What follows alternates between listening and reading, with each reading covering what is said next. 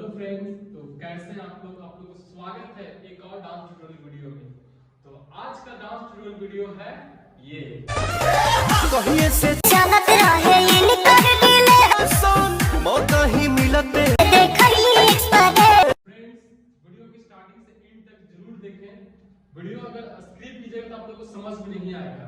अगर वीडियो अच्छा लगे तो वीडियो को लाइक करें, शेयर करें, सब्सक्राइब करें एंड कमेंट करें। तो चलिए फ्रेंड्स, स्टार्ट करते हैं बिना टाइम वेस्ट किए। 5 6 7 गो।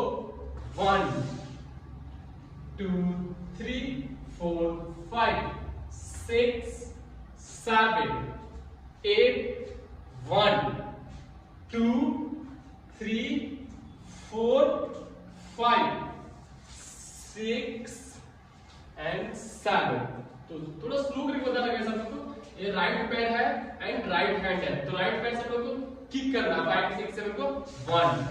तो हैंड क्या रहेगा, इसको मतलब स्लाइड मारना। 5 6 7 को 1 5 6 7 को 1 2 3 4 5 6 7 8 1 2 3 4 5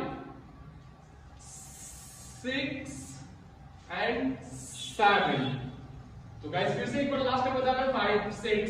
5 6 7 को 1 2 3 4 5 6 7 8 1 2 3 4 5 6 एंड 7।